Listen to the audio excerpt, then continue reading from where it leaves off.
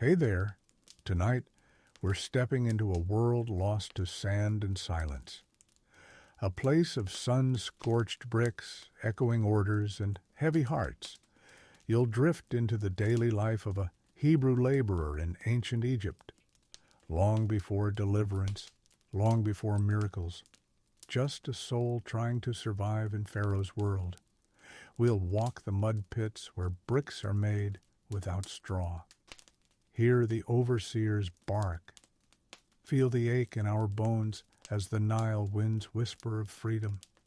If this kind of slow, ancient storytelling helps you rest, feel free to like and subscribe, but only if it truly brings you peace. And leave a comment letting me know where you're listening from and what time it is there. It's comforting to know who else is out there falling asleep to the same tale. Now, dim the lights. Set down the weight of your day, and let's step into the world of a Hebrew worker in ancient Egypt. The year is unknowable, but the suffering is real. The hut smells like damp ash and old clay. Smoke curls from the fire pit, thin and tired.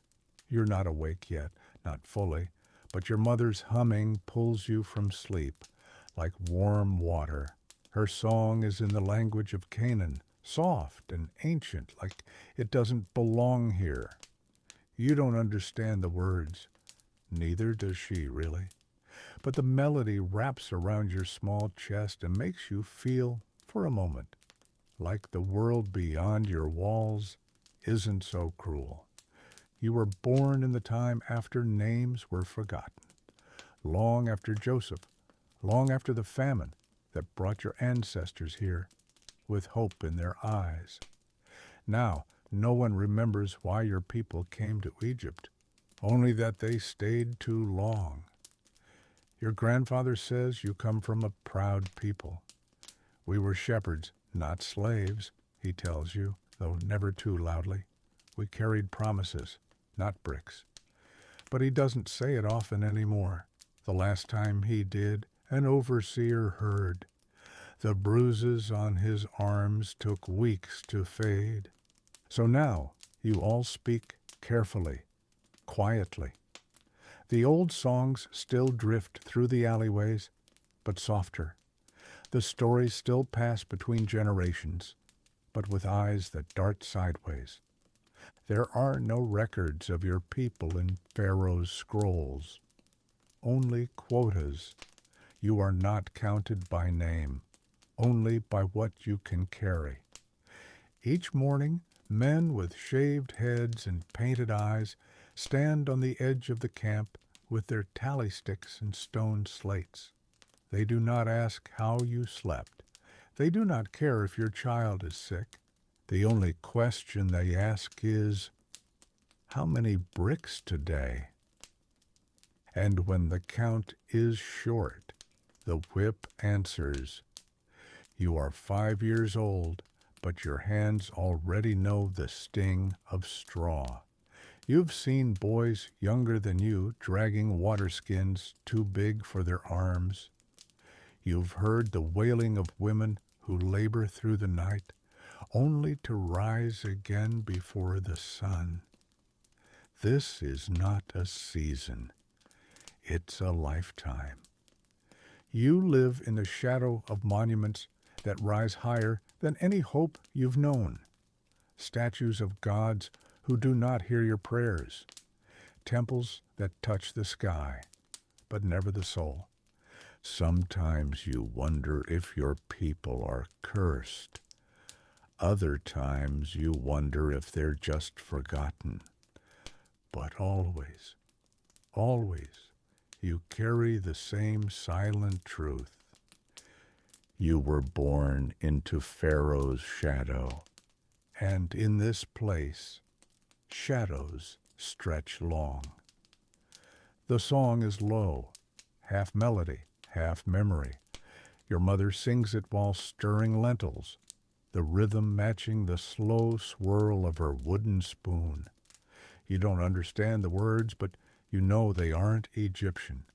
They don't sound like orders or warnings. They sound like home, whatever that means. The elders say the song came from Canaan, from the hills where Abraham once walked under stars too bright to name. They say your people were chosen, that there was a promise made of land, of descendants, of blessing. But here, under Egypt's thumb, that promise feels like someone else's story. Your neighbor, old Malachi, says he still remembers when your people were free. He says that children used to run through tall grass, not ash. But now his back is curved like the bow of a cart, and he speaks in riddles to avoid suspicion. Watch the birds, he says. They remember what we forgot. The younger men laugh at him. They have no time for stories, only time for quotas, mud, and bruises. They think freedom is a myth, whispered by those too old to be useful. But on some nights, after the fires burn low and the overseers retreat to their quarters, a different hush settles over the camp. That's when the stories begin. In the corner of the courtyard, under a sliver of moonlight, a circle forms. Quiet voices speak of Abraham and Isaac, of Jacob and his 12 sons, of Joseph, the dreamer, who once saved Egypt from famine and was honored for it. Some still believe one of his bones rests beneath the palace, hidden and waiting. The stories aren't loud. They can't be. Speaking of hope in Egypt is like lighting a torch in a sealed room. It burns fast, and it gets noticed, but your people still tell them. Softly, like prayers disguised as tales. Your mother tells you that you are part of something ancient, something eternal. Even here, she whispers as she braids your sister's hair, we are not forgotten. But in the daylight, that hope gets buried beneath the weight of bricks and the sting of the lash. So you learn to live in two worlds. In one, you are a laborer, counted only by your output.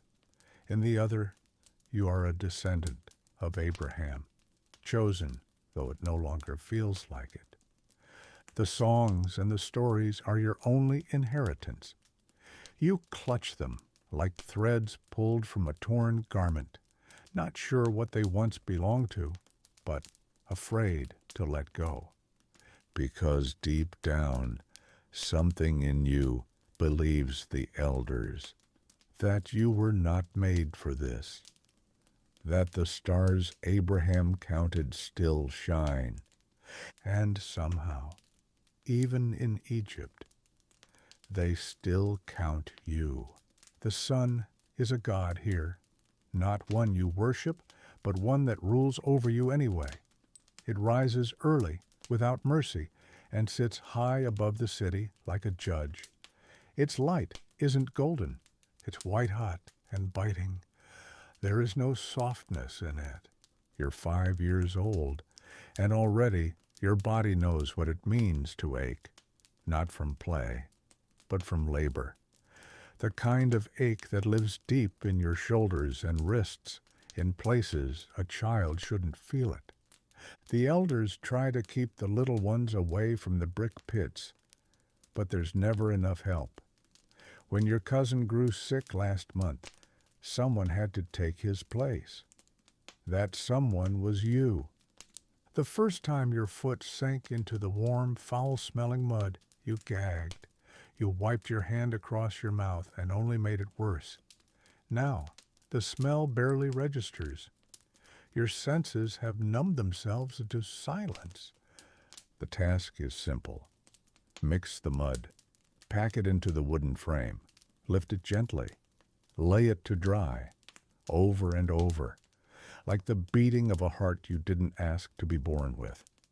Sometimes the older boys teach you tricks, how to fake the weight of a brick that didn't dry right, how to hide a blister under a smear of river silt, how to dodge an overseer's eye with just the right tilt of your head. Survival, not rebellion. One day a guard asked your name. You hesitated. You weren't sure if he wanted the Egyptian one they called you, or your real name, the one your mother whispered when you were born. You said nothing. He hit you anyway. You've learned that silence doesn't always save you, but speaking can be worse. So now you keep your eyes low, your words fewer, your dreams smallest of all. Still a heat finds you, even when you crouch in the sliver of shade by the wall. It wraps around you like a second skin. Sweat becomes part of your scent. Dust becomes part of your lungs. And yet, there are moments when the wind shifts just right and you catch the scent of the Nile. Something like peace brushes past you. When a bird lands on the bricks and tilts its head like it's curious about your pain. When an elder rests a hand on your shoulder and calls you child of the promise, even though no promise has come. Moments when you believe you are more than your labor. But they never last long, because the sun always rises again, and you are still just a boy in Pharaoh's world, a name half forgotten, a child already tired. You don't remember learning how to do it. The mud was simply there, the way breath is there, the way pain is there. No one taught you how to mix it with straw, how to fold it in your palms like bread dough, how to pack it down into the wooden mold until it holds its shape. You just knew. Your hands grew up in it. Before you ever held a reed stylus, you held sludge.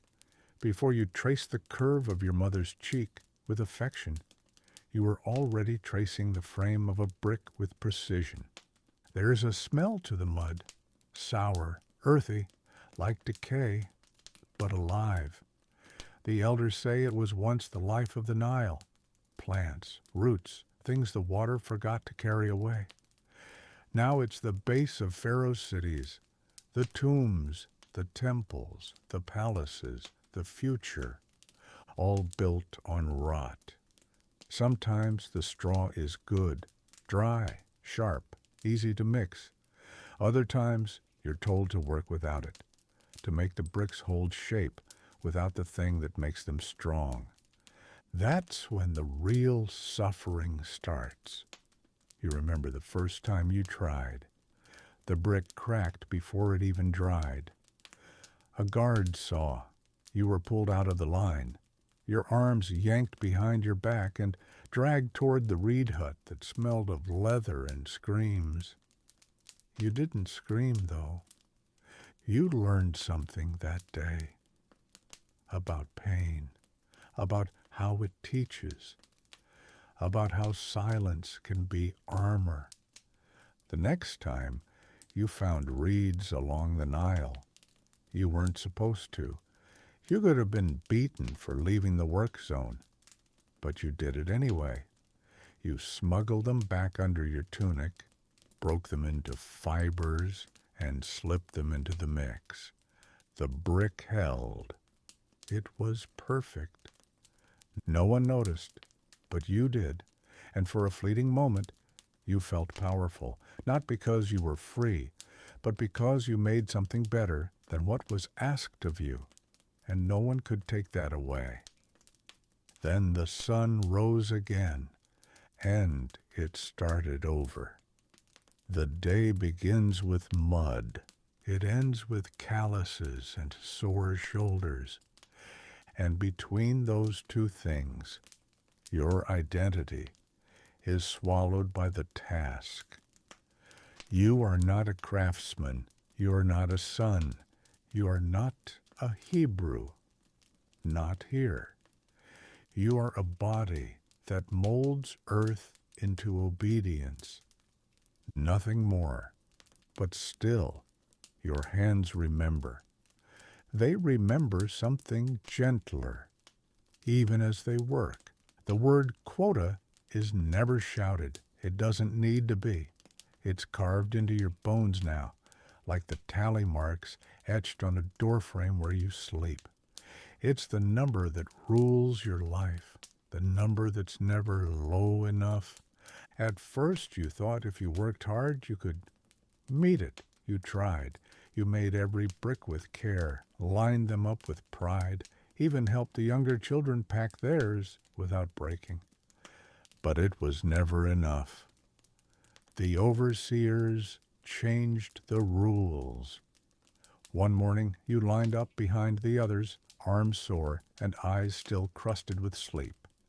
The taskmaster stepped forward and announced, with no warning, that from now on you would gather your own straw. No one would provide it anymore. The others gasped. One man cursed. That man didn't return the next day. From then on, the mornings began earlier. The bricks got worse. The beatings got worse, and the numbers stayed the same. You searched for straw in the shallow banks of the Nile, where the reeds grew thick but sharp. Your hands bled more often now. The fibrous cuts were different than the whip. They stung longer and healed slower. They made your palms red and cracked like the land itself. Some of the elders said this was punishment. Others said it was Pharaoh's fear, that your people were growing too numerous, too strong, that this was a way to break you before you could rise.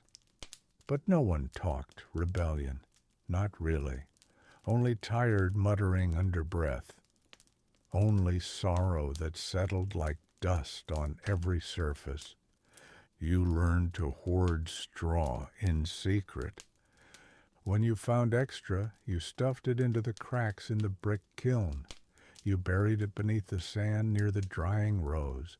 You didn't tell anyone, not even your mother, because straw meant survival. It meant one less lash, one more day. There were days when the sun hit just right and the bricks looked golden, almost beautiful. You let yourself believe they might be used in something important, a palace chamber, a sacred shrine, that maybe one day someone would touch the wall and wonder who made it. But you knew the truth. No one wonders who makes the bricks, only if they hold. The quotas rise like the Nile in flood season, sudden and unforgiving, and the straw vanishes like mercy. But still, you work, because not working isn't a choice, and surviving is the only rebellion you're allowed. There's no ceremony to survival here, just tricks, quiet ones, learned in whispers, passed like contraband from boy to boy, from woman to woman, from bleeding hand to trembling hand. At first, you tried to do it right, every brick, every count, every command. But the body has limits, and Egypt doesn't care. So you begin to learn the unspoken art of cheating the system, not to get ahead, only to not fall further behind. You discover that if you water down the clay just enough, the mold will still hold, for a time. It won't pass the overseer's eye forever, but if you bury that brick deep in a tall stack, it won't be checked. Not today. You learn to smear mud over bruises before inspection. Dry mud hides purple skin. Cracked ribs can be masked with a tight wrap of reed fiber. Limping looks too obvious, so you teach your legs to alternate the pain. Shift it, spread it, bury it. There's a woman, Miriam, who used to sing. Now she speaks only in hoarse whispers. One of the guards crushed her hand months ago. She taught you how to place straw without using your thumb. Her other gift to you was this: sickness can't be seen, so don't let it speak through you. You repeat that phrase when the fever comes. It always comes. The Nile spreads sickness as easily as water. On those days, your bones feel like sand. Your head throbs with every heartbeat, but you don't lie down. You don't rest. You work slower with smaller loads, but you keep moving. If you don't, someone else gets punished. There is no private suffering here. Pain spreads like mud on feet. It stains everyone. Sometimes you sleep sitting up, your hands still curled in the shape of a brick mold. Your dreams are not of freedom, not yet. They are of cool shade and cold water, a day without being counted, a night without pain. And yet, sometimes you laugh. In the dark around the cooking fires, there's still laughter. You tell jokes about the guards, about the absurdity of hauling bricks for statues of gods with falcon heads and lion faces, about the way Pharaoh's voice sounds like a goat. The laughter isn't rebellion. It's not even resistance. It's relief, a pressure valve for hearts too tightly bound. You learn to cheat, to endure, to work through fever, because the only thing more dangerous than weakness is being seen as weak. And still, you survive. Cruelty is a language. Here, it's spoken fluently. But what surprises you isn't how harsh the overseers are. It's how precise they are, how calculated. They are not wild men, not drunk on rage. They are practiced, efficient. They know how to break spirits without killing bodies. They know where to strike so the pain lasts just long enough to keep you moving, not enough to stop the work. They don't waste cruelty. They measure it.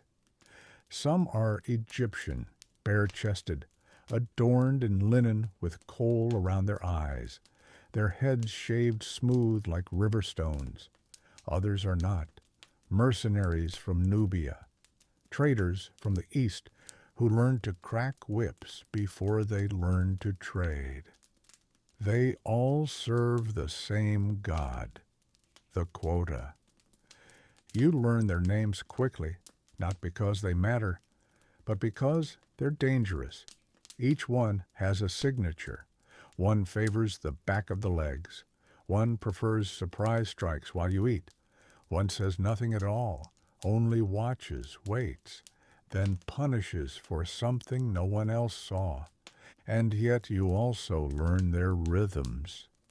You know which one comes early and which one always lingers at the end of the row just before dusk. You know which one looks away when the older men struggle and which one flinches when a child cries. That one might have a soul, maybe. You don't trust them, but you study them, because here, knowing a man's habits can be the difference between bruises and breath. One time, a girl dropped her mold. The mud splattered across her foot. She froze. You froze. Everyone nearby did. The silence grew thick, waiting. The overseer looked down. Then For reasons you'll never understand, he turned away. He didn't hit her. He just whispered something you couldn't hear and walked on. That moment stays with you, not because it was kind, but because it proved something terrifying. They choose when to be cruel. There is no law here, only mood, and mood is a shifting tide. You live with your breath held in your chest, always hoping the tide doesn't rise while you're standing too close. The overseers are not gods, but they are treated like it. They hold life and death in their hands, and you are just trying to stay invisible, because here, attention is pain, and survival is quiet. When you were smaller, too young to carry bricks, you remembered something soft, something slower. The seventh day. Your grandfather used to rise early on it, but not to work. He would wash his face slowly, hum that low winding melody under his breath, and place a scrap of linen over the small clay shelf in your hut. A holy pause, a reminder that time was once sacred. He would speak of it like it was a gift. The seventh day is for breath, he'd say, because even the Creator rested, and so should you. That day there were no bricks, no tally sticks, no shouting, only stories, songs, silence. You didn't understand it then. You only knew it felt different, like time loosened its grip and let you be something more than a future laborer. But those days are gone now. Now all days feel the same, gray and dry and heavy. The seventh day is no longer remembered. It is buried beneath Pharaoh's calendar, beneath quotas, beneath fear. Your grandfather no longer hums. His hands shake too much to fold linen. His voice is hoarse from dust. When you ask him if today is the day of rest, he only looks past you, past the hut, past Egypt, like he's trying to remember something that might not have been real. There are no clocks here, no markers of time except the whip and the sun. The overseers work in shifts. Sometimes they change them just to confuse you. A day of rest becomes a day of punishment. A moment of pause becomes a mistake. So the people stop counting. You stop counting. You wake, you work, you sleep, you repeat. Even the stars seem unsure of what day it is, but deep down something aches. Not your back or your hands, though they always ache too. This is deeper, a spiritual bruising, the kind you don't talk about, even to yourself. You've lost your rhythm. The pulse of your people, once tied to the sacred, now beats only to the sound of wet clay, hitting wooden molds. And it hurts in a way that doesn't bleed. There's a boy who still lights a candle at dusk, just a stub of wax. He hides it in a jar, lets it burn for an hour before snuffing it with his fingers. No one knows why he does it, not even him. He only says, "It makes the night feel different." And maybe that's enough. A flicker against forgetting, a whisper in the dust, a heartbeat against Pharaoh's silence. The priests of Ra are the cleanest people you've ever seen. They walk in flowing linen robes that never touch mud. Their heads are shaved, their feet polished, their hands soft. You've seen them glide through temple courts with trays of lotus petals and obsidian oil, their faces carved in permanent stillness, untouchable, unbothered. They burn incense to their gods, amber and myrrh, and something sweet you've never smelled up close. You've watched the smoke curl upward like prayers on fire, a ritual, a rhythm, but not yours. While their gods are fed, you go hungry. While their temples gleam, your hut cracks. While their gods receive praise, your God receives silence, not from you, but from the world around you, from Pharaoh, from Egypt. The priests chant in deep, echoing tones, words you don't understand. You imagine they mean something like power or blessing or eternity, but maybe they just mean control. Their rituals are public, proud, perfumed. Yours are internal, crushed, buried. You remember when your mother tried to make a small altar in your home, just a few stones in a circle. She didn't call it anything. She just placed her hands over it at night and whispered words of protection, words passed down from grandmothers who never knew pyramids, only promises. An overseer found it, knocked it over with his staff, told her there was only one God in Egypt, and his name was Pharaoh. Your mother didn't argue. She just lowered her eyes. But later that night, you heard her cry into her sleeve. Not loud, just enough for the sadness to leave her body without making trouble. That was the last time she built anything for herself. You wonder sometimes what God thinks of all this. Not the Egyptian gods, not the ones with falcon heads and crocodile jaws, but the God your people speak of in whispers, the one who made the stars, the one who wrestled with Jacob, the one who called Abraham his friend. Is he watching? Is he waiting? Or has he turned away? Because right now, only Ra gets incense. Only Pharaoh gets praise. Only Egypt gets to pretend it's eternal. And you only burn. Your skin under the sun. Your lungs from the dust. Your soul from the silence. The priests of Ra smell of perfume. You smell of mud and labor. They speak to gods.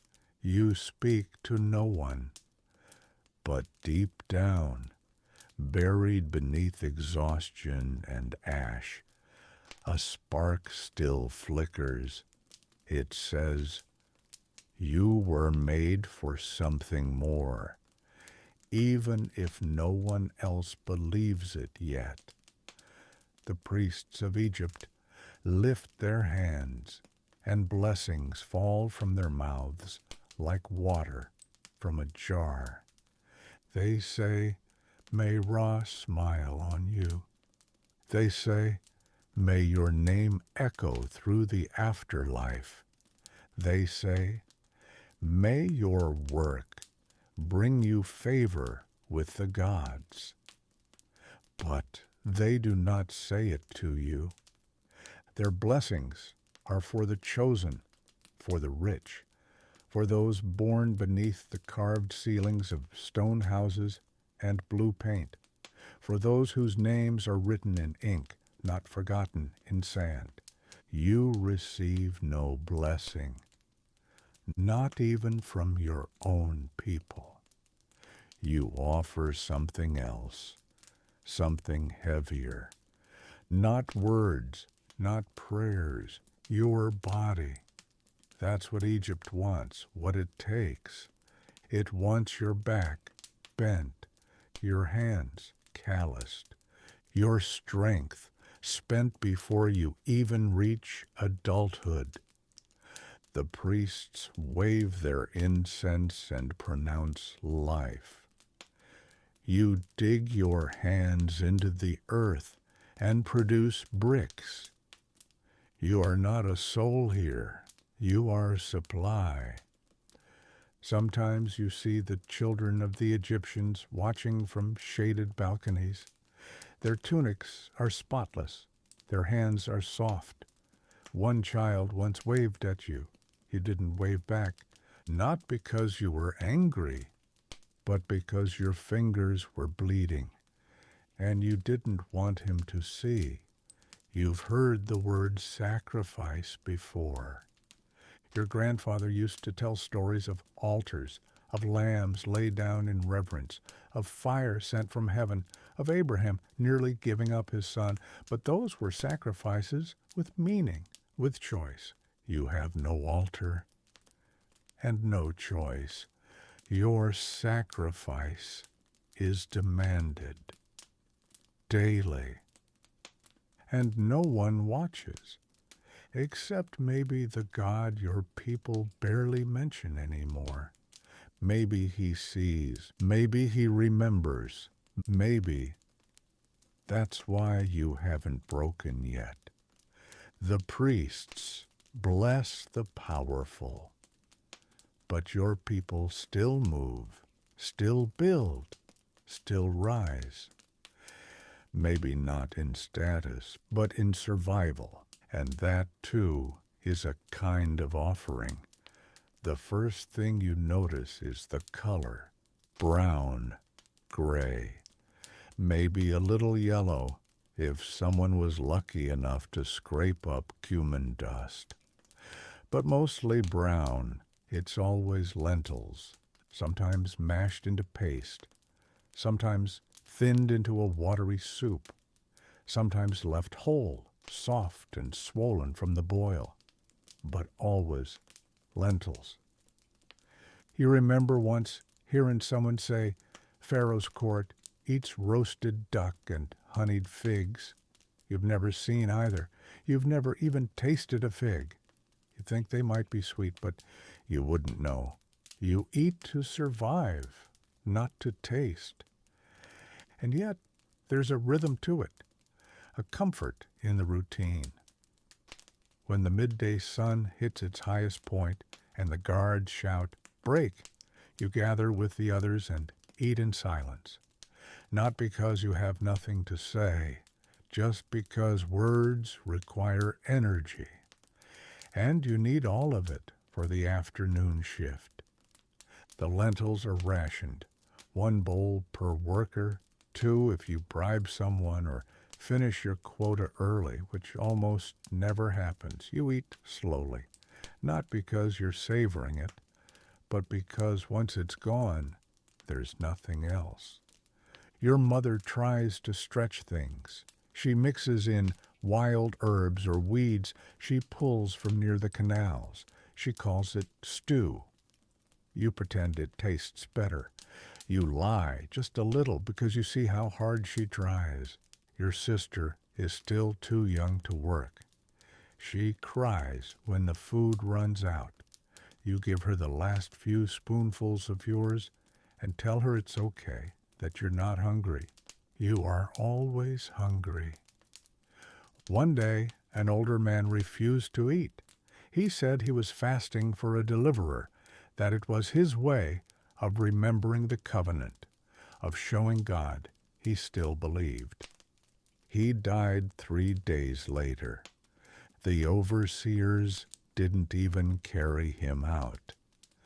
They told the younger boys to bury him behind the kiln. That night, no one talked about fasting. You hear whispers about the food in Pharaoh's palace, pomegranates, fish from the Mediterranean, cakes soaked in honey. There are ovens there, you're told, and bakers, and tables made of ivory. You don't hate them for it. You just can't imagine it. What would it even feel like to be full, to eat and not ration, to taste something just because it was beautiful? For now, it's lentils, always lentils, bitter when burned, bland when boiled too long, filling but never fulfilling. But you eat because it's what you have, because it keeps you upright, because Pharaoh doesn't care if you enjoy it, only that you don't collapse before the bricks are stacked. In your dreams, there is flavor, not just food, but flavor, the kind that makes your mouth water before your eyes are even open. In sleep, you remember what you've never actually tasted: leeks, garlic, onions, fresh herbs.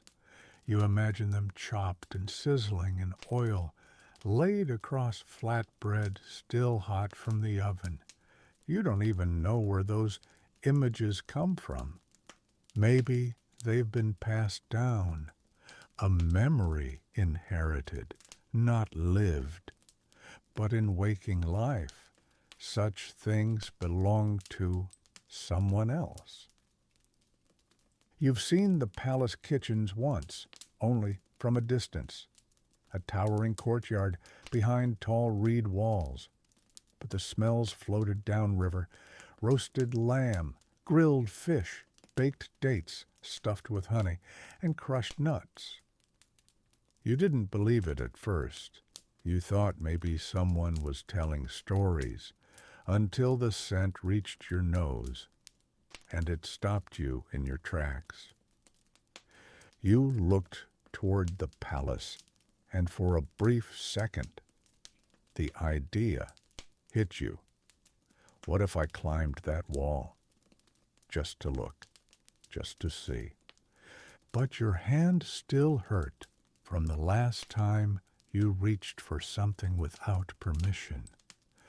So instead, you turned back to the lentils, the stone bowl, the silence. There's a group of young men who serve inside the compound. They aren't quite Egyptian, but they aren't like you either. They carry water jugs, sweep the floors, feed Pharaoh's dogs, and at night they smuggle back stories, sometimes scraps. One night, one of them brought back a charred end of bread, floury and sweet, coated with sticky fig. He broke it into 5 pieces and handed it out under the cover of darkness. You were the last to receive yours. It was the best thing you've ever tasted. You sucked the sugar from your fingers and sat still for nearly an hour, afraid that speaking might cause the flavor to vanish. It did eventually, but the memory stayed. In the silence of the night, when your body aches too much to sleep, that's what you think about. Not freedom, not revenge, not miracles, just garlic, just the warmth of bread. Just one meal where your stomach wouldn't twist in disappointment. You don't hate those who eat well, but you wonder if they've ever had to dream of food the way you do, if they've ever mistaken a memory for a meal, if they've ever had to whisper a thank you over boiled weeds and pretend it was enough. You dream of leeks and garlic, but Pharaoh's kitchens are far away, and the smell never stays. It happens slowly, quietly. At first, hunger is a visitor, a discomfort, a growling reminder that you need more. But over time, It becomes the background hum of your life, like heat, like dust, always there. You learn to live beneath it, not above it, not beyond it, just under its weight. You forget what it feels like to eat without counting each bite, without planning how to stretch one bowl into 2 sittings, without guilt. You start leaving the last spoonful just in case someone else needs it more. Even if no one is watching, you do it anyway, because somewhere along the way, you started believing that full is selfish and full is dangerous. The overseers notice everything. If someone eats too fast, they wonder why. If someone doesn't eat at all, they wonder what's wrong. But if someone looks satisfied, they grow suspicious. You saw it happen. A man had been working double shifts, moving bricks faster than anyone else. He earned an extra bowl for 3 days straight. On the 4th day, a guard called him out in front of the line. "You eat like a prince," the guard sneered. The man didn't answer, so the guard knocked the bowl from his hands and then his teeth. That night, no one asked for seconds. Even among your own people, satisfaction breeds discomfort. It stands out. It suggests privilege in a place where privilege doesn't belong.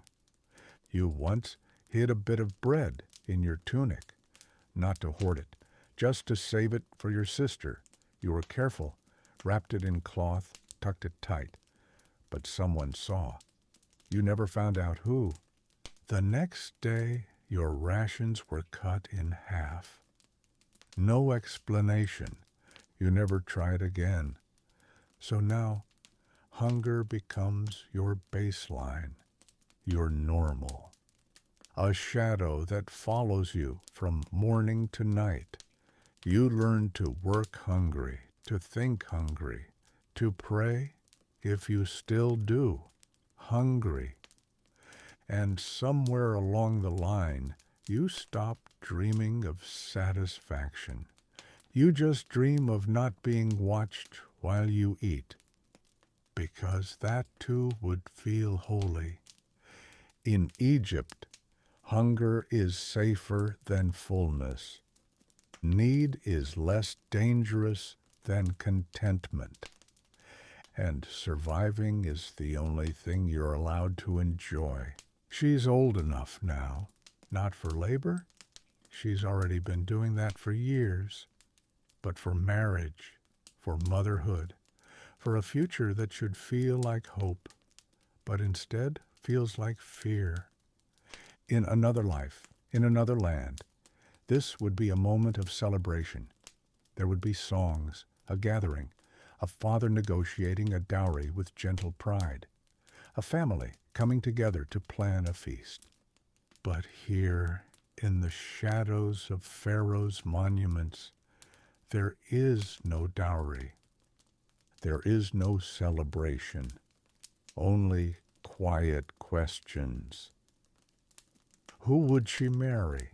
A boy from your row, someone just as exhausted, just as broken, someone who dreams of escape but can't even find straw. There are no prospects, no promises, only men too tired to love, too watchful to trust, too wounded to dream, and women who carry children the way they carry water, carefully, silently, without any guarantee it won't spill. Your sister has stopped asking. There was a time when she whispered about a boy from the next compound. He gave her a piece of charcoal once, shaped like a heart. She buried it under the mat where she sleeps. You think she still checks for it at night, even if she doesn't believe it means anything anymore. He's gone now, transferred, or punished. No one knows. She hums sometimes, but not love songs, just old melodies, things your mother used to sing before her voice wore out. She still braids her hair, though, carefully, beautifully, like her body remembers dignity, even when her life has forgotten it. You don't say anything, but you notice. And it hurts in a way you can't explain, because she deserves more than this, more than cracked hands and stolen rest and eyes that already know too much sorrow. But here, beauty is dangerous. It draws attention, and attention brings risk. So you pray she's overlooked, and you pray she's seen. At the same time, you wonder if God sees her, not just as labor, not just as one more number in the mud pits, but as a woman, as a daughter, as someone who still braids her hair in hope. Because if he sees her, maybe he sees you too. Maybe he hasn't forgotten, not completely. They don't last long, the weddings, if you can even call them that. There's no feast to be had, no music, unless you count the rustling of wind across the Nile or the quiet shuffle of sandals across packed dirt.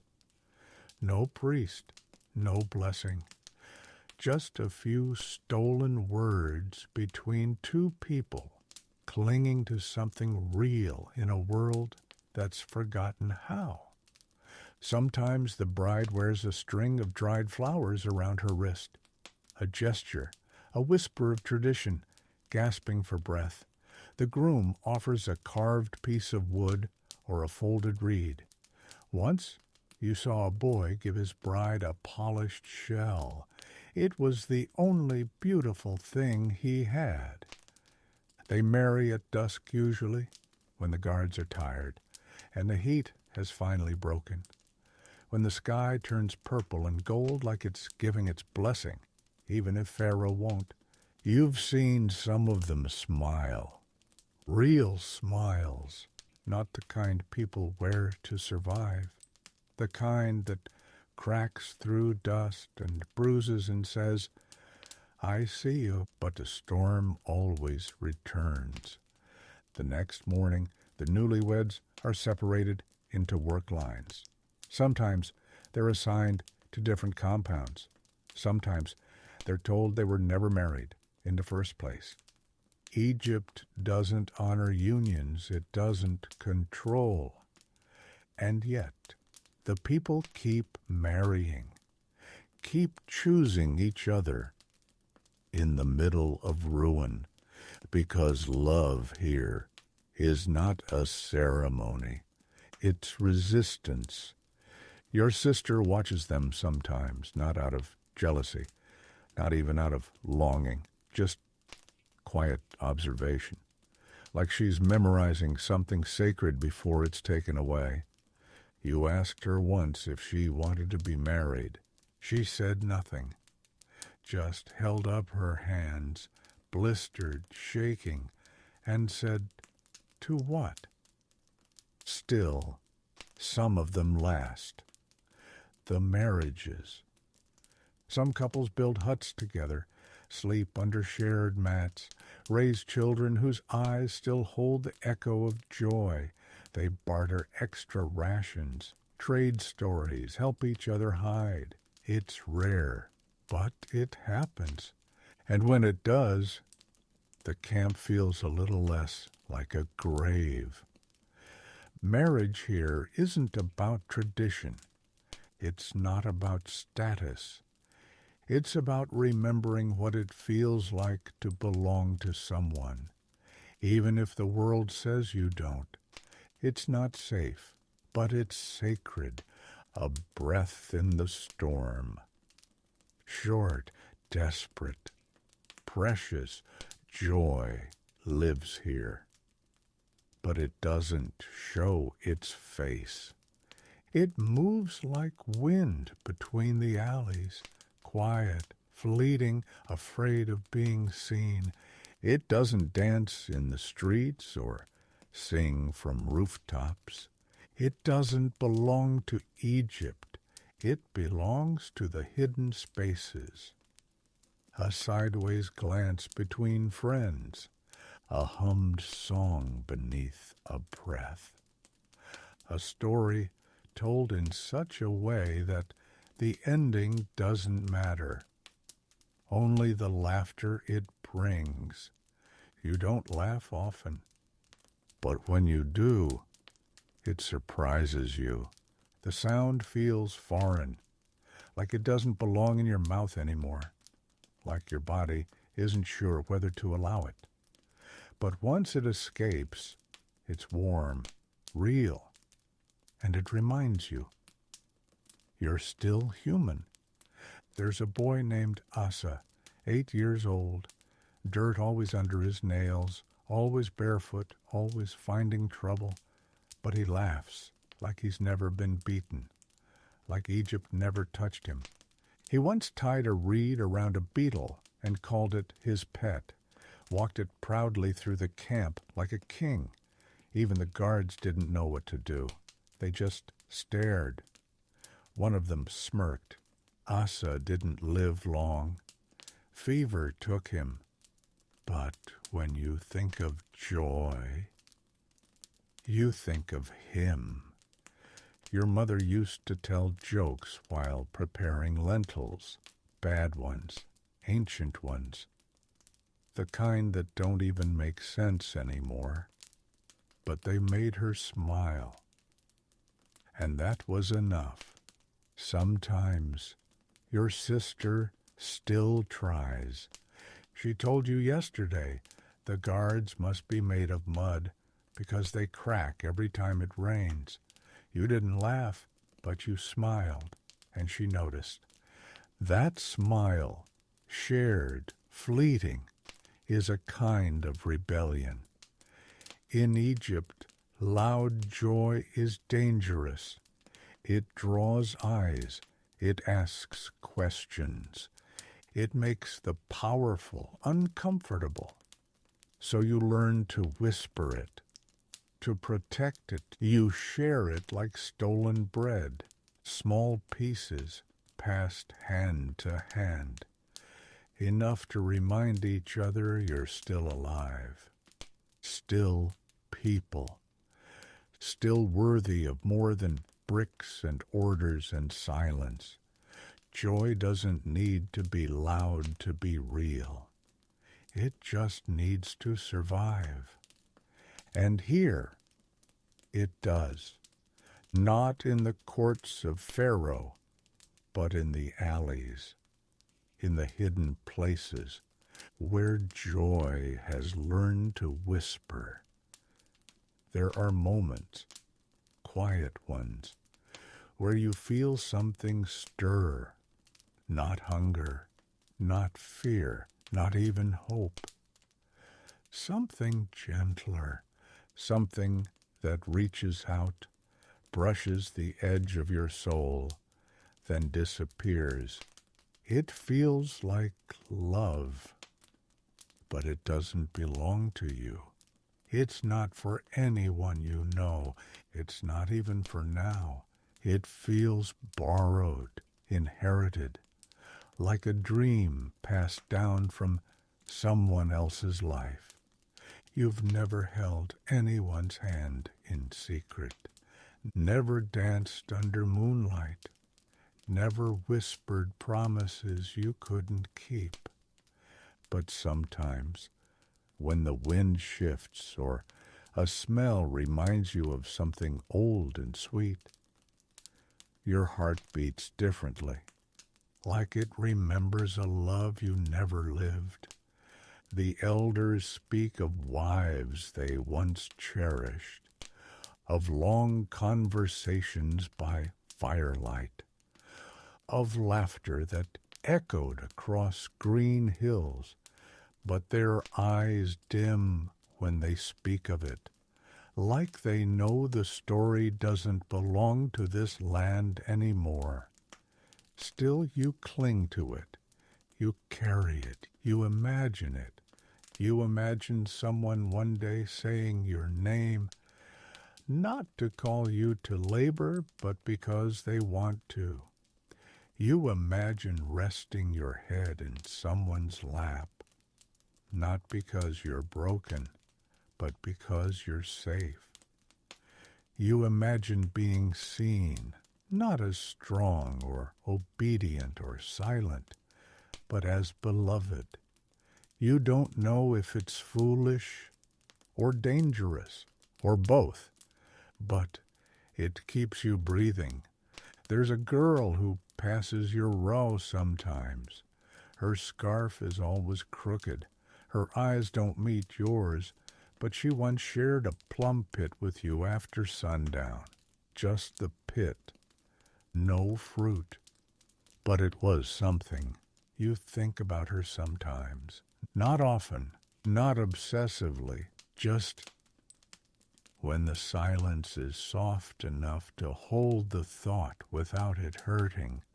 Sometimes you wonder if love is just a memory echoing through your bones, not yours, but your people's. Maybe Abraham felt it, maybe Rachel did, maybe Joseph clung to it in the prison before Pharaoh's dream turned him into someone else. And maybe that's what lives in you now. Not a person, not a crush, but a memory with a heartbeat. You're falling in love, not with anyone here, not with anyone real, but with the possibility of love, with the whisper of what might still be waiting, beyond bricks, beyond quotas, beyond Pharaoh. Even if it never comes. You don't know her real name. No one does anymore. She goes by Tirzah now, a name she chose herself after the guards stopped using the one she was born with. They said it sounded too proud, too different, too much like she used to be something. But she was. Once she walked with linen robes that brushed polished floors. Once her arms were ringed with copper and her eyes rimmed with kohl, not because of ritual, but because of choice. She had servants once, tutors. She spoke more languages than most guards know how to curse in. And now she makes lentils beside a fire that smokes too much. Her hands still move with grace. Her spine still holds the shape of dignity, even as it bends under age and labor. And her voice? It's quiet. But when she speaks, people listen, because something in it hasn't broken. They say her father was a prince from the east, and her mother a midwife in Pharaoh's inner chambers. A strange match, a forbidden one. But love has always found cracks in walls. No one knows how she ended up here. Some say she chose it, left privilege behind to care for the suffering. Others say she was punished, that she spoke too freely about justice, that someone in the court saw too much light in her and decided to extinguish it. She never answers when asked. She just smiles in that way people do when they know the truth would be wasted on you. You've watched the guards treat her like anyone else. They call her woman. Cook, old bones. They don't know who she was. But when she walks by, the children straighten their backs.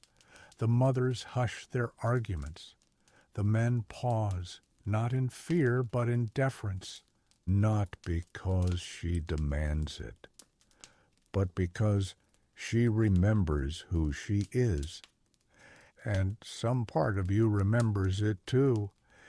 She once told your sister, "They can rename you, but they can't rewrite you." You didn't understand it then, but now you cling to it. Because names are not identity, and labor is not legacy. And even in the dust, there are still those who carry something noble.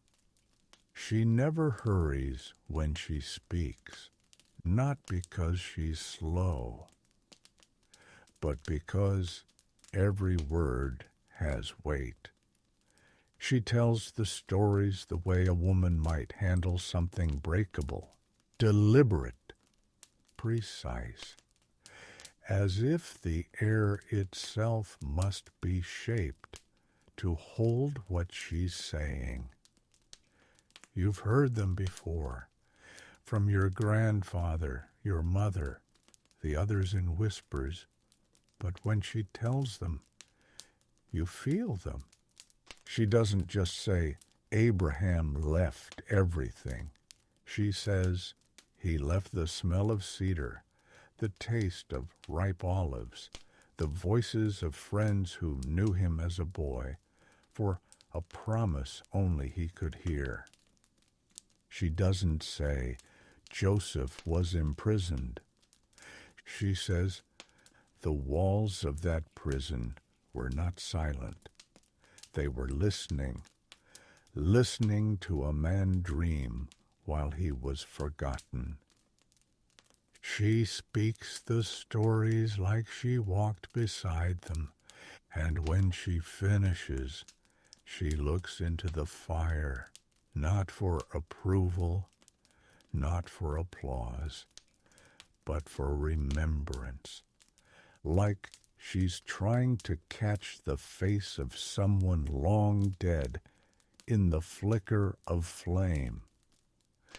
The younger children think she's a prophet.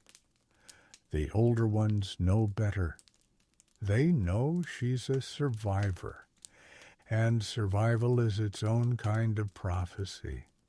Sometimes, after her stories, no one speaks for a while.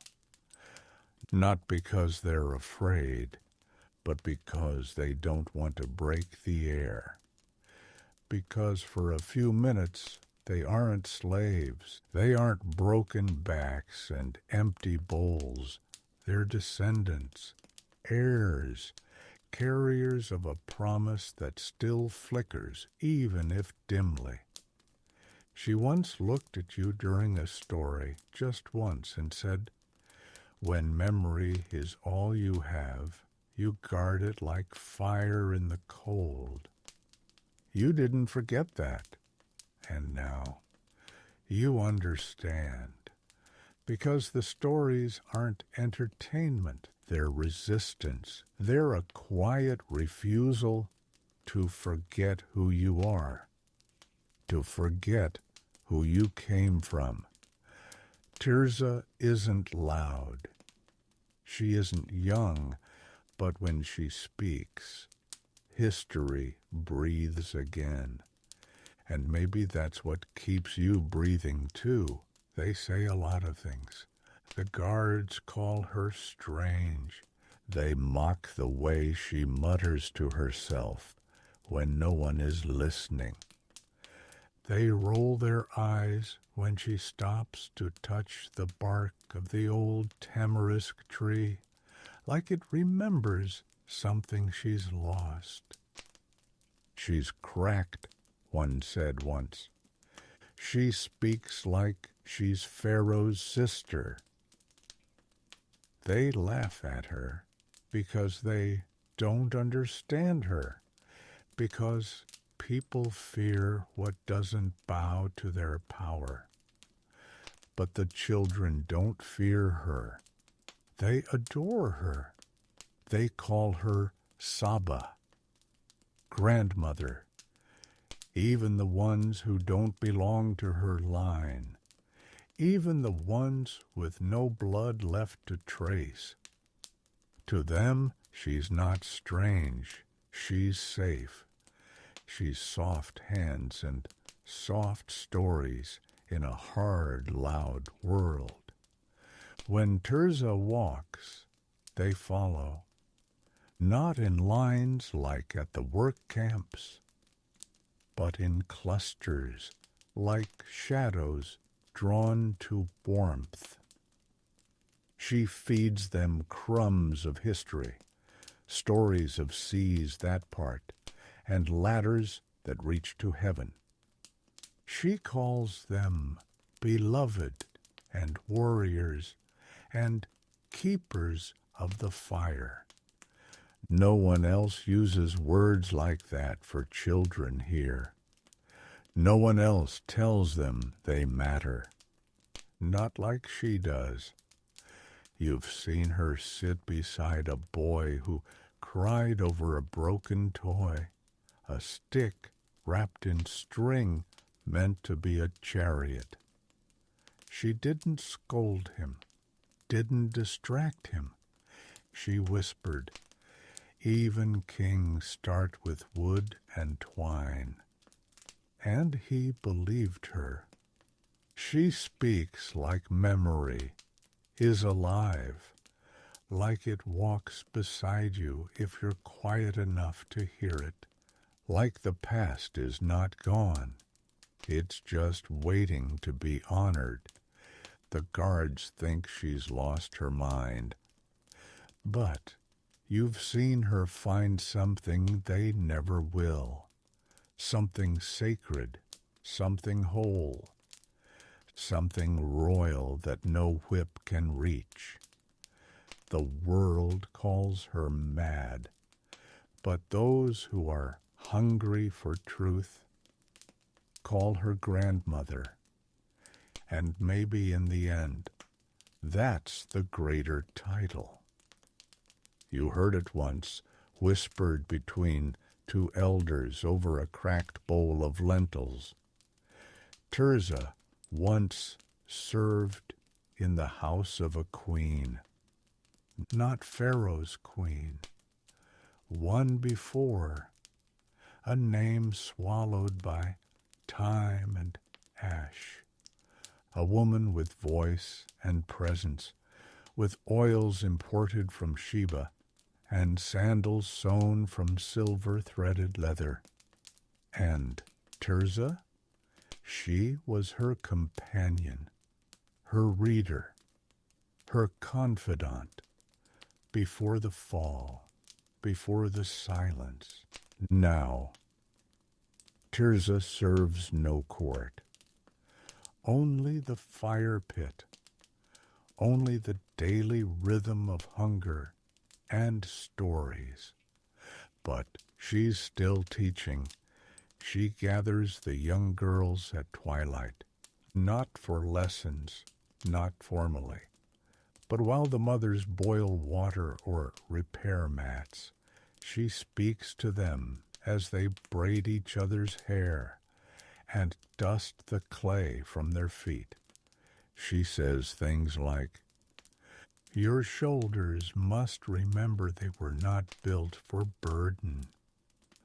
Don't drop your eyes unless you're blessing someone. When you walk, imagine you're leaving a trail of stars behind you." The girls don't always understand, but they listen, and somehow they carry themselves differently. She teaches them how to wrap fabric with care, how to tilt their heads in a way that commands attention without asking for it. She shows them how to stand with their weight on both feet, not ready to run, not ready to bow.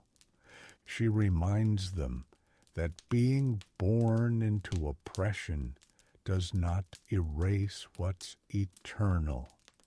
One day, your sister came home from the pits, Her hair was messy, her face dull with exhaustion. Tirzah stopped her, took one long look, then, without a word, began smoothing her hair, tightening the wrap, straightening her posture. "They will call you many things," she said, "but never forget, you are the daughter of a people who walked with God. Your sister didn't reply. She didn't cry, but she stood a little taller the next day. This is what Tirzah does now. She takes dust and shows girls how to wear it like silk. She takes names forgotten by scrolls and writes them across shoulders, across spines, across memories. She makes royalty out of ruin. She once served a queen. Now she teaches the daughters of brickmakers how to reclaim what Egypt tried to steal. And that might be her greatest service of all. You hear his name long before you believe it's real.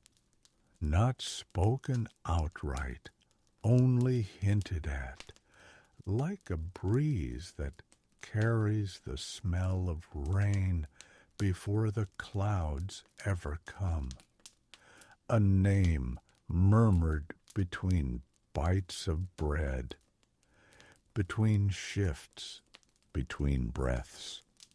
He was raised inside, fed at Pharaoh's table, taught their language, wore their linen. They say he walked with the princes. They say he could have been one. But something in him broke, and he left, ran, disappeared into the desert like a shadow swallowed by the dunes. Some call him Moses. Others don't call him anything at all, just the one who might return. You don't know what to think. You've heard these stories before, of chosen ones, of saviors, men who are supposed to bring freedom, fire, justice. But fire gets you punished here. Justice gets you killed. Still, the old ones keep talking, usually in the early morning, while the guards are still tired. Their eyes scan the distance as they speak, like they expect him to walk over the horizon at any moment, staff in hand, words like thunder. You want to believe them, but belief is a dangerous thing in Egypt. Hope makes your hands shake when they should be steady.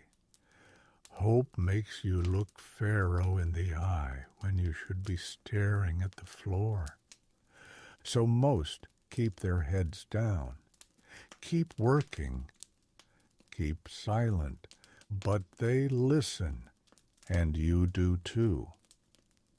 One night, Tirzah said it plainly. If he comes back, he'll be different. Desert men don't return unchanged. He'll come with eyes like storms. Someone laughed. She didn't. You lie awake sometimes, staring at the cracks in the ceiling of your hut, wondering if it's true. If a man born in power could really choose to walk among the broken, if anyone escapes Egypt and returns with mercy, not madness. It's just a rumor, a soft one, but in a place this loud with suffering, even soft things can echo. And so You listen, even if you don't admit it.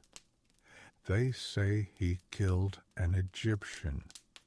That's how the story begins. Not with prophecy, not with miracles, but with rage. He saw a Hebrew beaten, like every day, like always, and something inside him snapped. He struck the taskmaster down, buried the body in the sand, and ran.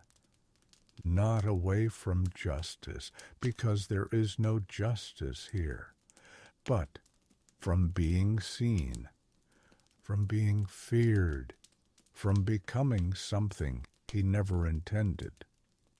Some say that makes him dangerous.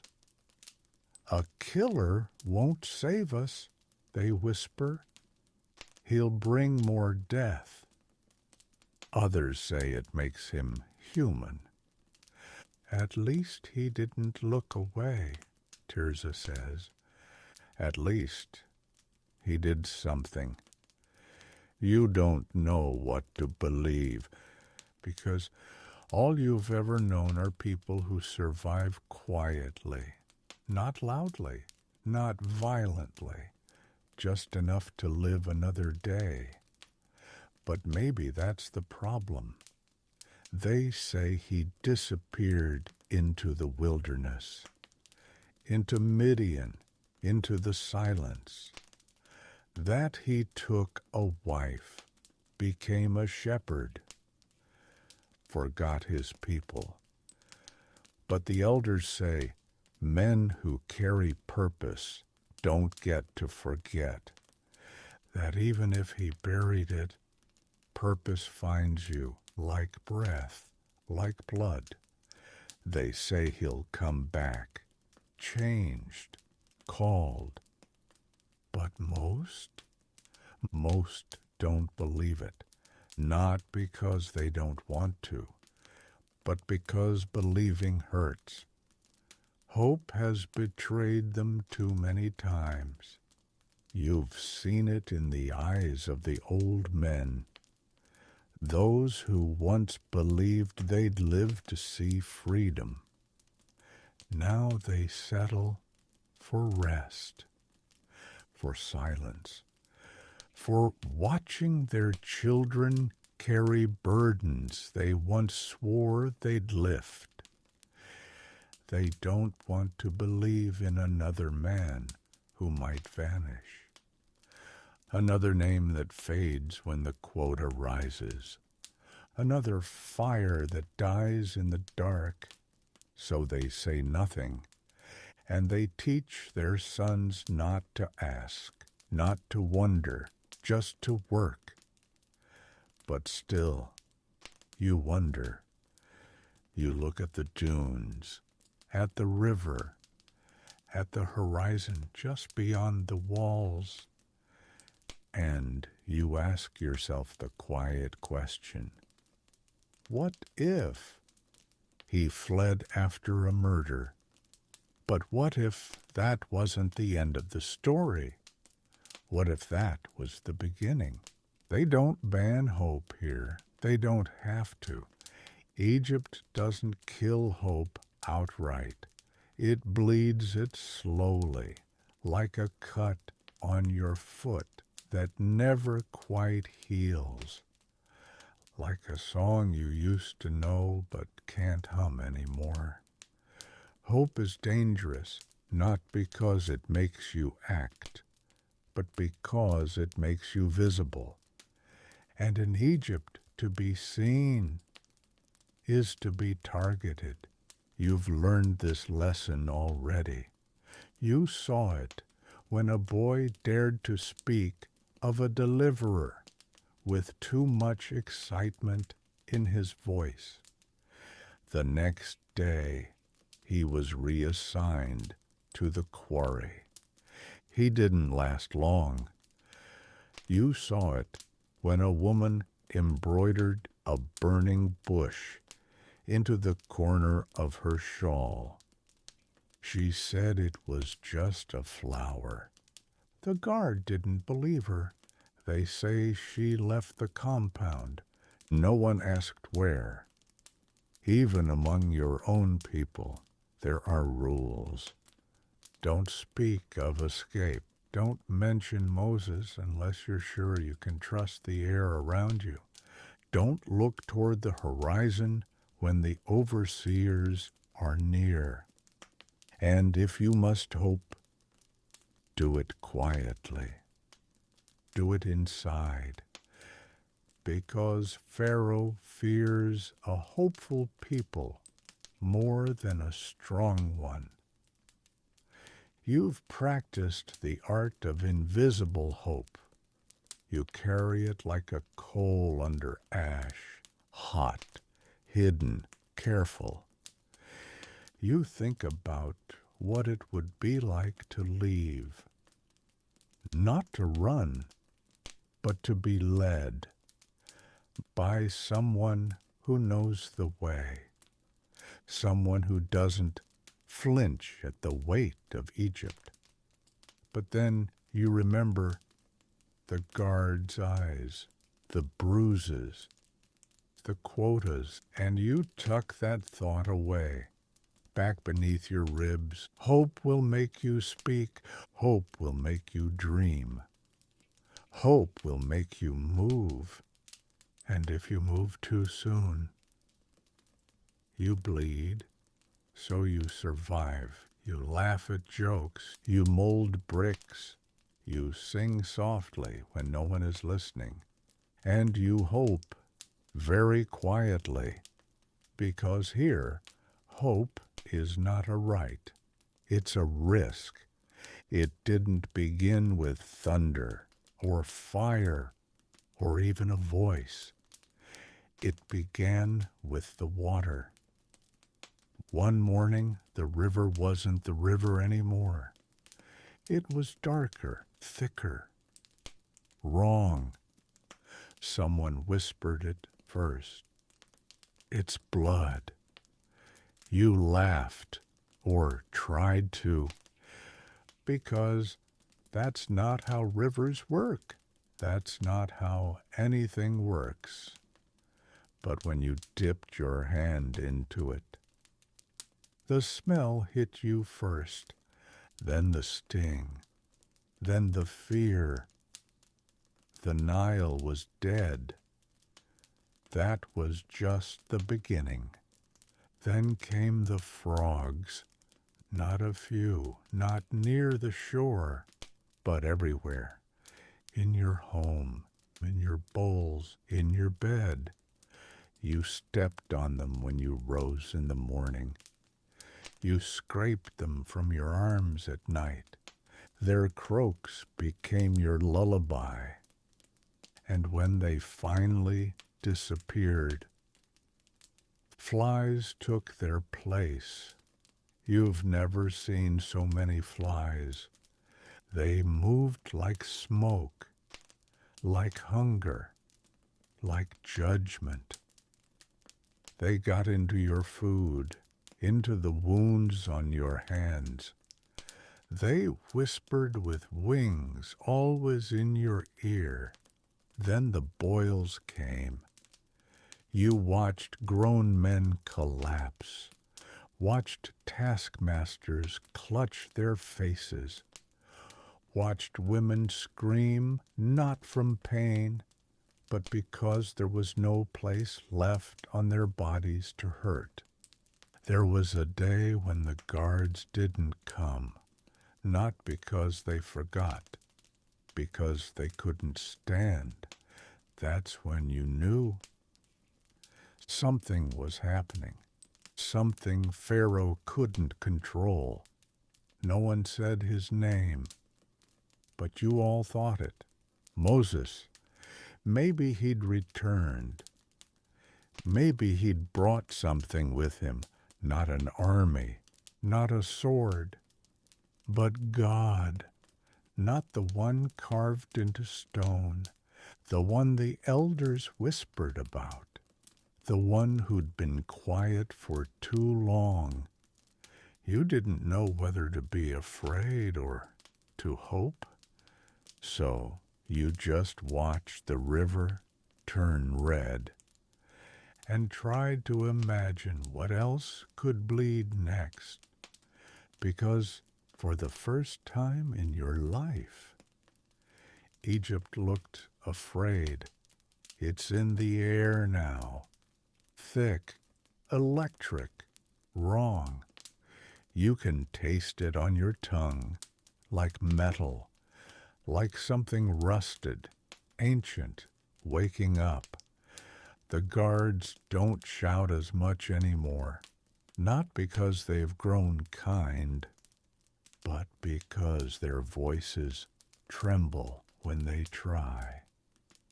The taskmasters, the ones who once strutted through the pits, now walk quickly, eyes scanning the sky as if it might split open. You've seen it in their posture, the tightness in their shoulders, the sideways glances when a breeze shifts. Even the priests of Ra have started burning new incense, stronger, smokier, more frantic, as if they're trying to mask something, not a smell, but a presence. You ask no questions, no one does, because when your world begins to crack, you don't chase the quake. You hold still and hope you don't fall through. But the cracks are spreading. You've seen frogs fill the water jars. You've seen cattle collapse without warning. You've seen the sky go black in the middle of the day, not a cloud, but a darkness that feels like teeth. Your neighbor's child spoke in his sleep for 3 nights straight. Words no one recognized. On the 4th night, he didn't wake up. They buried him with no tears. There was nothing left to say. Even Tirzah is quiet now. She still gathers the children, still braids their hair. But the stories have paused, not ended. Paused, like she's waiting for the next chapter, and doesn't yet know if it ends in freedom or fire. You hear whispers in the wind. This is only the beginning. He's come back. God is judging Egypt. But you don't say it aloud, not yet, because terror and deliverance can look the same from a distance. And right now, Egypt is afraid, but so are you. Because if God is moving, what will he do next? And will he remember who you are, or only what Egypt has made you? You want to feel something, joy, relief, rising faith, but mostly you just feel tired, too tired to hope, too tired to dream, too tired to lift your head when someone says, "Did you hear? Another plague hit them last night." You nod. You keep nodding, but inside, the flame feels distant, not dead, but dim. It's not that you don't believe God is moving. You do. You see it. The river bled. The animals died. The sun vanished. Egypt, mighty, unshakable Egypt, is shaking. But you're still here. Still in the mud. Still waking to quotas. still counting bricks, and that does something to your soul. They say Moses goes to Pharaoh again and again, that he speaks with power, that he says, "Let my people go." But Pharaoh doesn't move, not really. He relents, then changes his mind, lets up, then doubles down. And you're caught in the waiting, in the middle of miracles and misery. Sometimes you wonder if Pharaoh's heart is the only thing standing between you and freedom. That one man's pride could outweigh thousands of prayers. And if that's true, what kind of world are you living in? What kind of God lets deliverance hang on the decision of a tyrant? But then you remember something Tirzah said once, before the darkness began. God doesn't break Pharaoh to set us free. He breaks Pharaoh so we'll never want to be his slaves again. You didn't understand it then. You're still not sure you do, but it sits in your chest like a seed, waiting.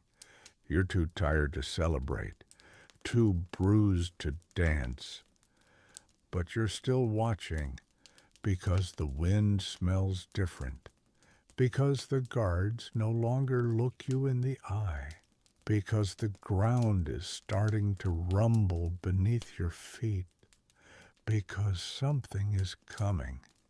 And though you're not ready to rejoice, you're ready to walk. The moment Pharaoh's grip breaks, you will run.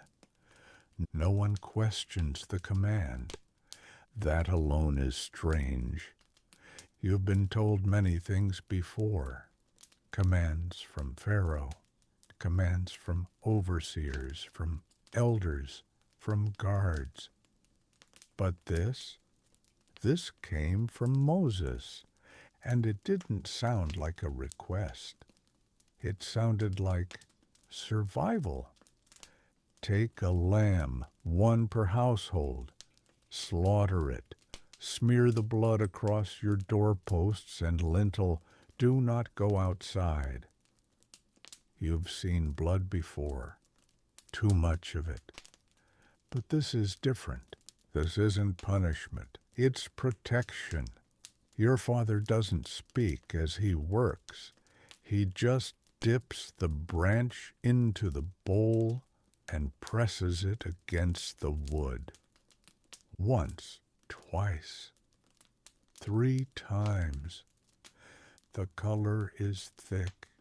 It drips slowly, quietly. No one says a word. Your mother gathers the younger children and pulls them close.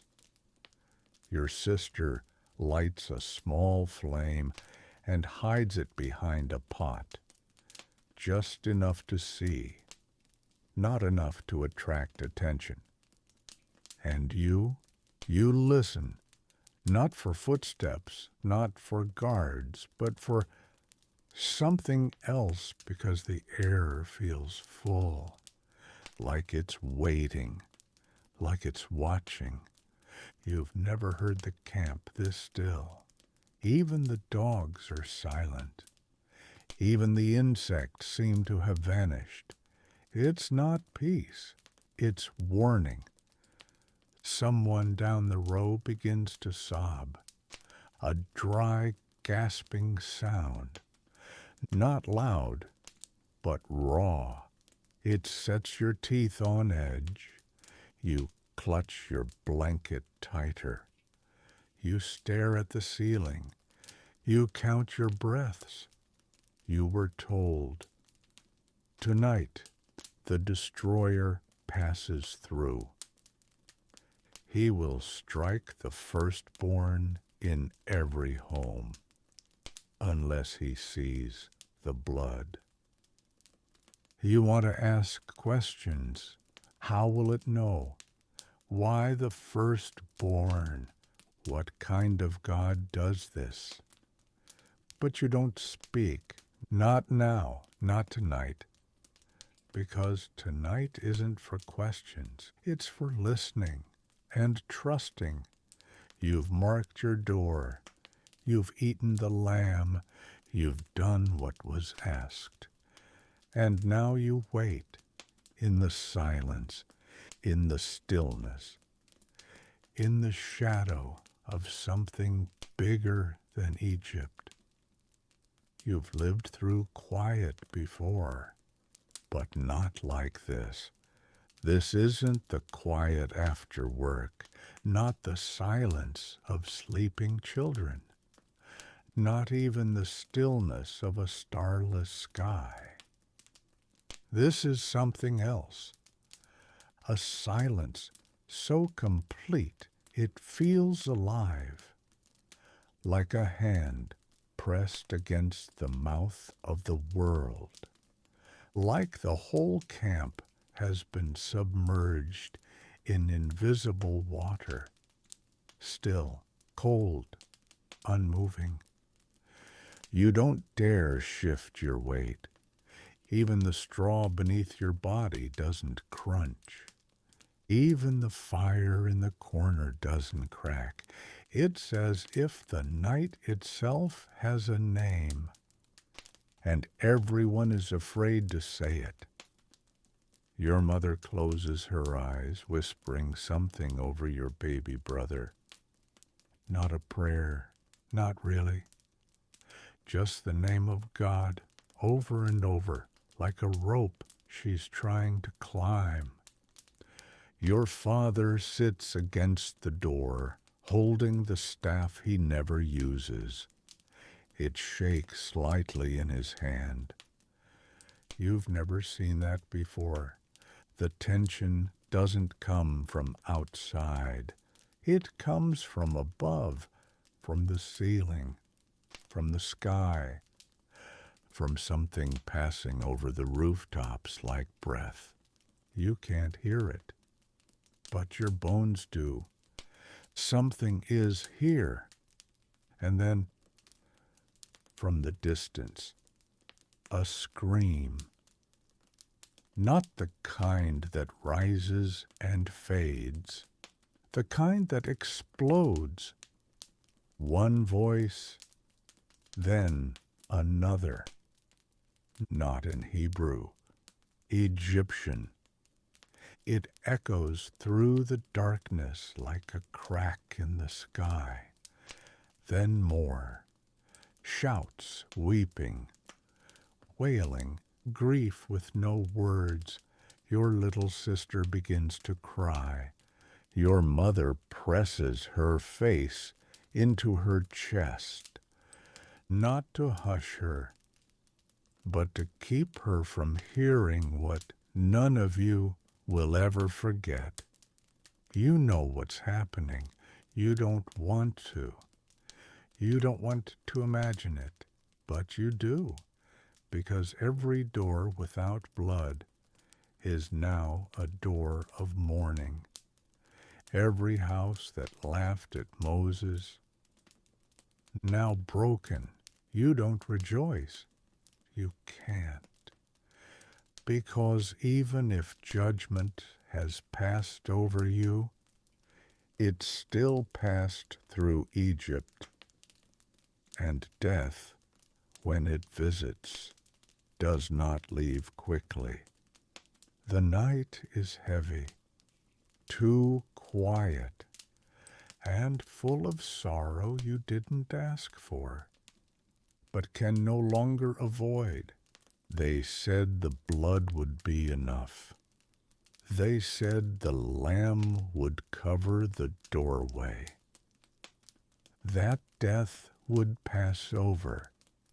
That obedience would build a shield no blade could pierce. But still, Your arms tighten because you're a parent.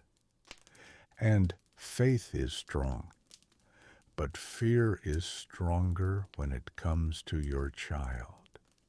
Your son is too young to understand. He lays in your lap, legs tucked close, his face hidden beneath your arm.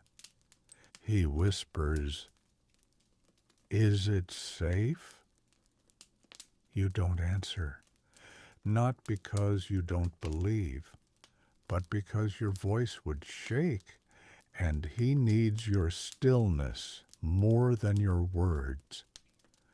So you hum low, the old tune your mother used to sing, not to soothe him, to anchor yourself, because if you let go, your mind will run outside, and what's outside is not yours to face.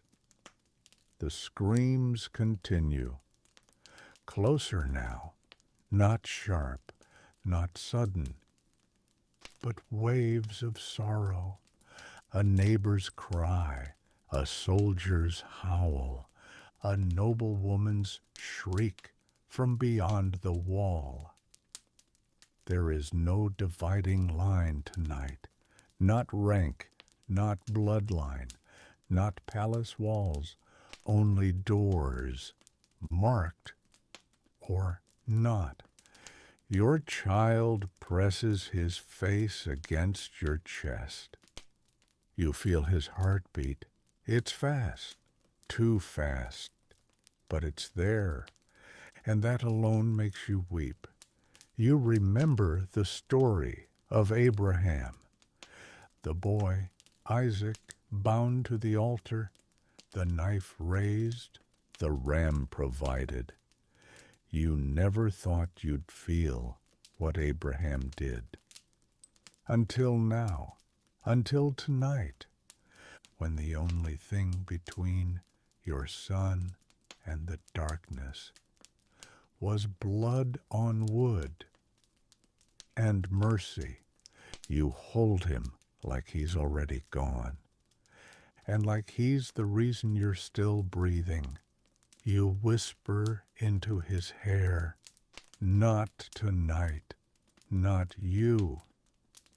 And you pray, not loudly, not theologically, just with the raw hope of a parent who would give anything for the dawn. It begins softly, not like thunder, not like war. Just one voice, somewhere across the compound.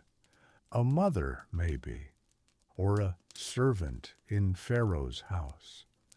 A sound not meant to be heard by others. But this night, nothing stays hidden. Then comes another. Then two more. Then dozens, cries, groans, screams, low and high, choked and shrill. The kind of sound that splits the air and does not heal. You've heard pain before, but not like this. This is not punishment. This is not labor. This is loss, and not just loss, but loss multiplied. One child in every home. No caste spared, no gate tall enough, no incense thick enough. Egypt bleeds, and the silence breaks. You sit upright, not because you want to, but because you can't bear to lie down anymore. You clutch your knees. You look at your family, all still breathing, all still here, and you cry, not from joy, not from sorrow, from something between, because something holy has passed through. And it did not take you, but it took. Your neighbor's child didn't make it. You hear the Father's voice, raw, wordless, collapsing into itself. You do not go to him. There is no comfort tonight, only breath and silence, now shattered. You wonder how long this has been building, how many centuries of oppression it took for a night like this to come. You wonder what it means that freedom walks hand in hand with death. That deliverance smells like blood. That mercy and mourning wear the same face tonight. You don't know what to feel. You only know what to do. Stay. Wait. Watch for the sun, because the silence has broken, and the world will never be the same.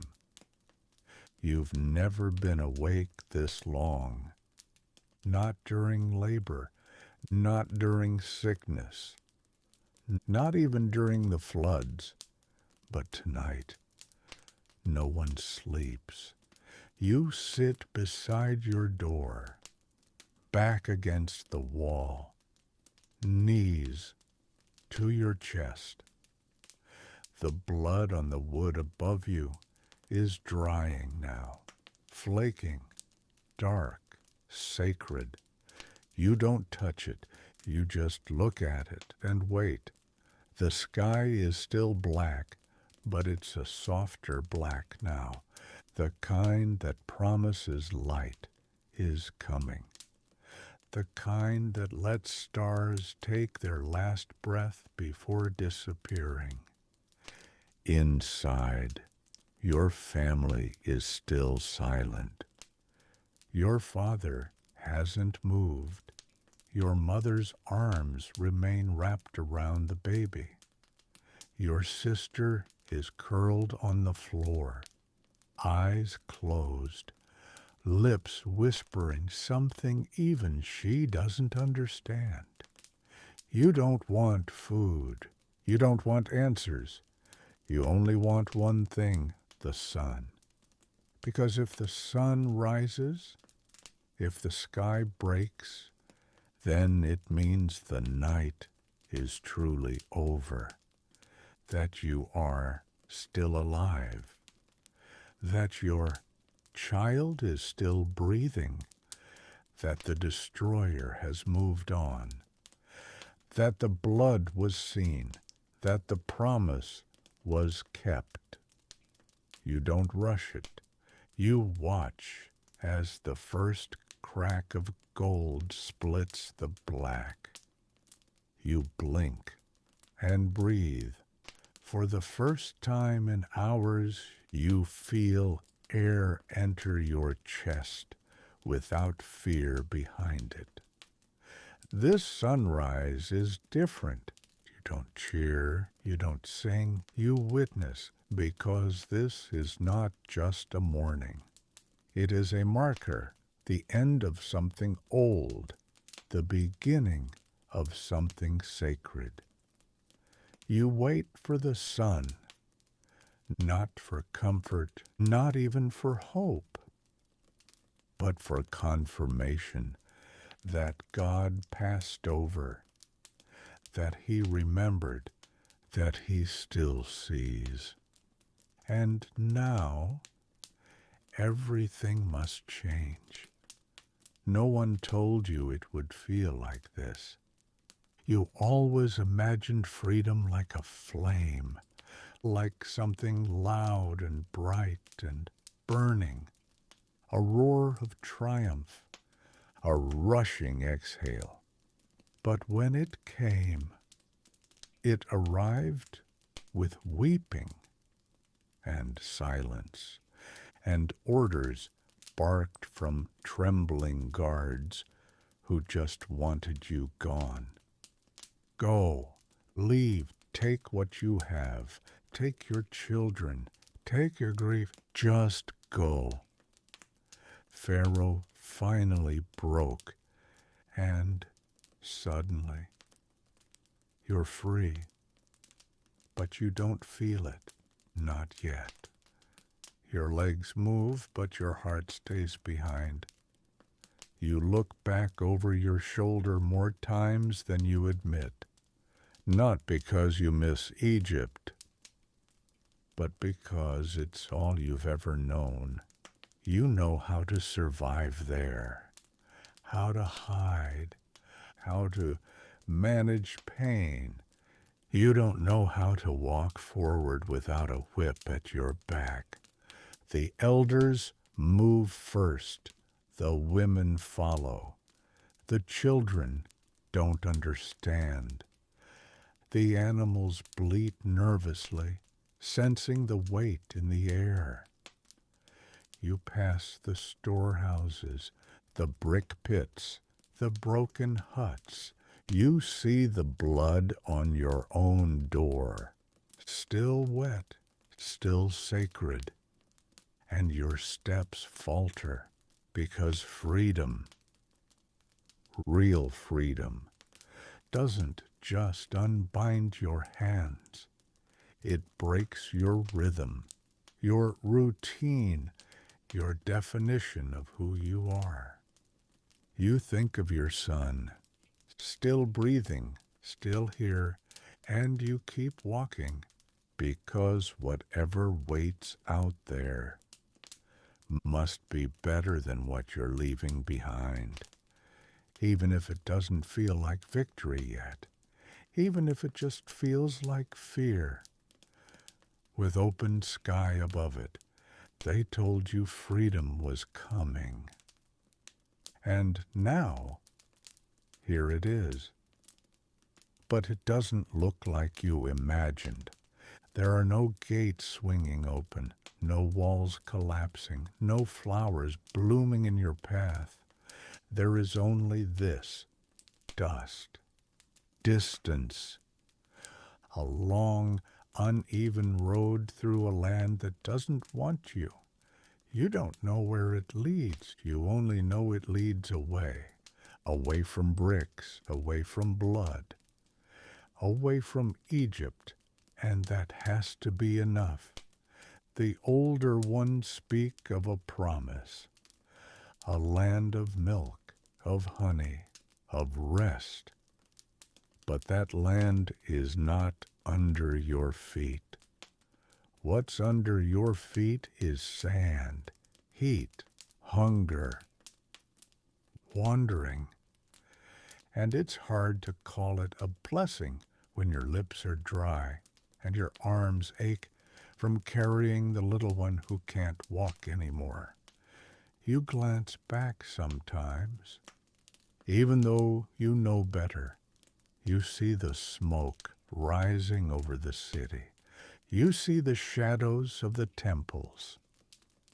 You see the life you left behind. Brutal, yes, but known.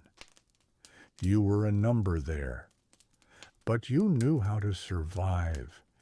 You had your rations, your rhythm here. You have only questions. Where will we sleep? What will we eat? How long will we walk? Will the God who brought us out bring us all the way through? Moses walks at the front, silent, focused.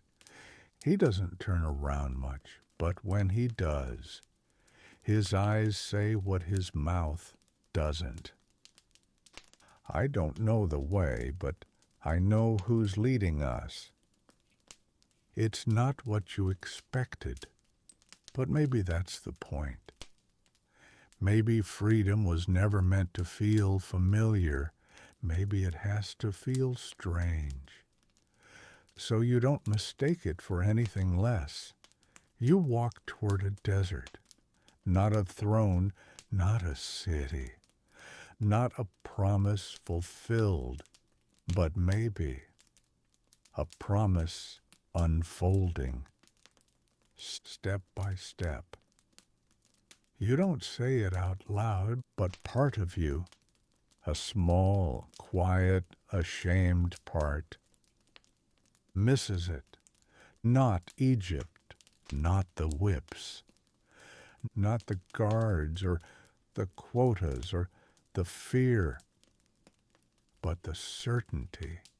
You always knew what the next day would bring, what time the bell would sound, what pain to expect, what survival would require. Here in the wilderness, there are no instructions. There is only forward, and forward is unknown. You were good at surviving Egypt. You learned its rules. You kept your head down. You learned how to stretch lentils, how to blend into shadows, how to work through fever. You found small rhythms of control in a system that offered you none. Now you look at your empty hands. No mold, no tally stick, no brick, and wonder what to do with them. You thought freedom would be a feast, a shout, a dance, but mostly it's just walking, one foot, then another, over terrain that doesn't welcome you, under a sun that still burns, beside people who are just as tired, just as confused, just as silently afraid as you are. And yet, you walk, not because you see what's coming, but because going back isn't an option, because chains may be familiar, but they're still chains, because even if freedom feels strange, it's still freedom. And you are learning, step by aching step, that healing takes time, that hope has to grow roots before it bears fruit. You walk, even with blisters, even with doubt, even with memories that try to convince you captivity was simpler. You keep walking because he said go, because he said there's more, because something in you, something deeper than fear, believes him. You don't feel brave. You don't feel chosen. You don't even feel free yet. You feel unsure, tired, half unraveled. But then someone starts singing. Just a few notes. A line from an old melody you thought was forgotten. Someone else joins in. Then another. And suddenly the camp is filled with a sound that wasn't there before. Memory. Not just nostalgia. Not a wish to return. But a remembering of who you were before Egypt told you who to be. You are not just survivors. You are not just brick makers. You are not just weary bodies in the wilderness. You are descendants of Abraham, of Isaac, of Jacob, of a people who walked with God and wrestled with him too.